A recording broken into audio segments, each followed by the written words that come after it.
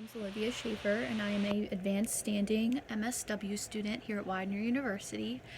So I'm making this video to talk about my intersectionality credit. So I had the privilege of attending the Intersectionality Day, and this was about the dangers of tribalism. So I was not able to, unfortunately, I was not able to attend the Advocacy Day event, so I was able to watch the Vimeo video, and I will be talking about both. So at the Dangers of Tribalism event, it was led by a Mr. Brent Satterley, Dr. Brent Satterley, who's fantastic, and so he led the whole conversation and presentation. And something that really stuck out to me about this day was everybody's ability to be vulnerable. And so what I mean by this is I had classmates and peers and colleagues and our professors were able to talk about things that might have influenced them or happened to them on a personal levels and things that they've witnessed in the field. And I thought this was super beneficial to kind of have that space for everybody to talk about what's going on. And so the problem with toxic tribalism is that there's been this sort of a new wave, and maybe it's been around for a long time, but it's something that I've been noticing, of a very us versus them mindset.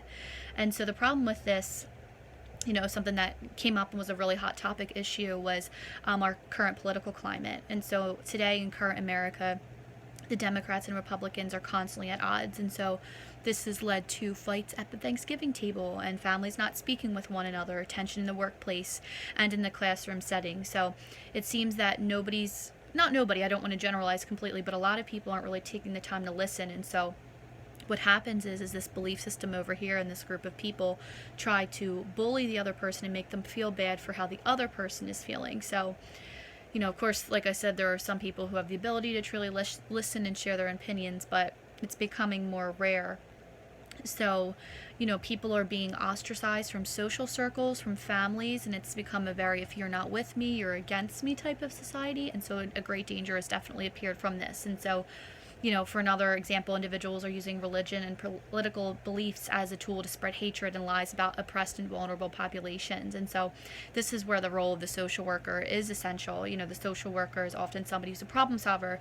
They possess that clinical attunement, and so we're trained with the ability to check our bias at the door. So it's often the role of the social worker to intervene and navigate through today's political and social climate, and because the way that it's kind of going is not usually for the advancement of our clients and our vulnerable people that we come in contact with.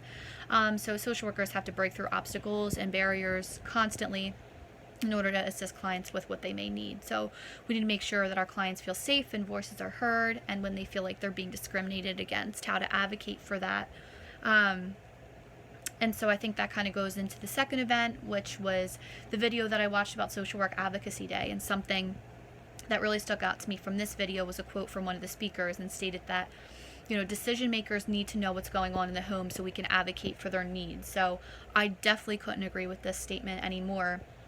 I believe that social workers, we need to immerse ourselves in an environment on sort of the micro level, so we can kind of evaluate, do a needs assessment, see what's going on, so then we can kind of see the bigger picture.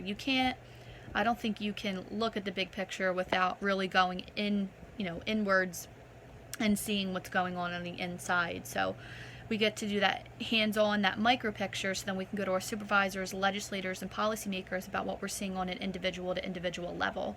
So in order to see that big picture, we must first delve inside to see what's going on a social, emotional, environmental, through a social, emotional, and environmental lens. So there's beauty in all levels of social work, whether that be micro, meso, or macro.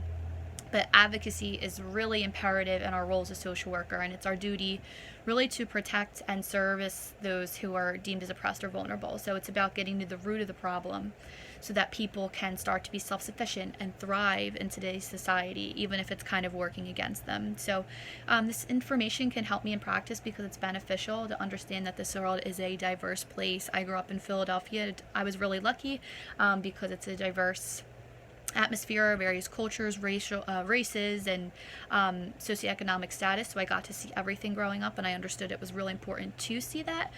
So diversity allows us to grow and understand that life is not simply done one way. There's various practices, religious and cultural influences that are vital to individuals' daily routine. So it comes down to having that willingness to understand and have empathy for others. And I think that the brunt of social work is really immersing yourself into new situations that will leave space for growth and on a personal and clinical level. So thank you for watching my video. I hope this kind of embodied everything that I learned, and that's it. Thanks.